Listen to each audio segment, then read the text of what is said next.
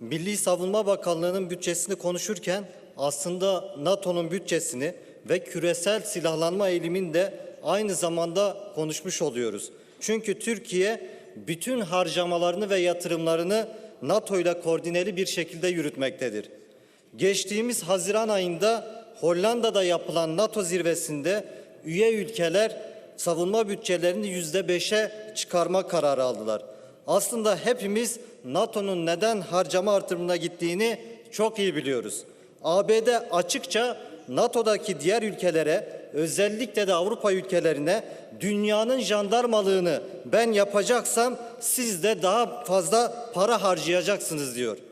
Avrupa devletleri de Rusya tehdidini bahane ederek daha fazla askeri harcama yapmayı destekliyorlar. Daha fazla silahlanmak caydırıcılık sağlayıp barışın yolunu açmaz. Silahlanma yarışı bir kısır döngüdür. Silahlanma arttıkça tehdit algısı da artar. Tehdit algısı arttıkça da silahlanma ihtiyacı artar. Sonunda bir bakmışsınız ki iki tarafın da silahlarla donatıldığı dehşet bir tablo ortaya çıkmış. İnsanlık bunu 20. yüzyılda ağır bir şekilde yaşadı.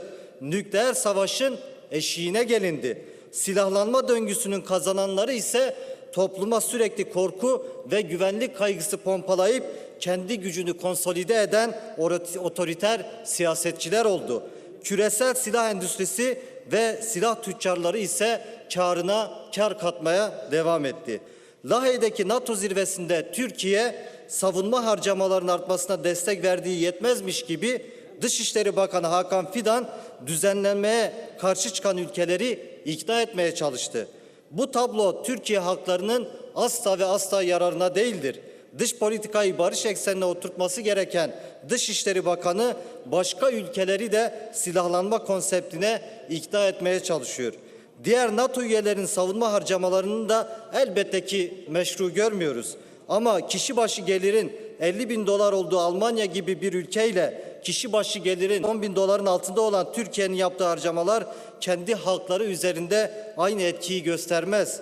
Türkiye bu artırımın etkilerini çok daha ağır bir şekilde yaşıyor ve yaşamaya da devam edecek.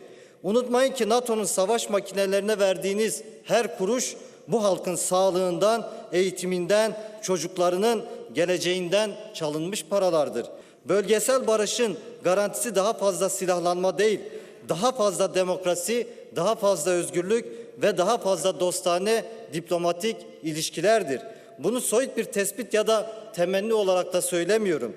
Avrupa devletleri 100 yıl boyunca silahlandı, savaştı, 10 milyonlarca insan yaşamını yitirdi.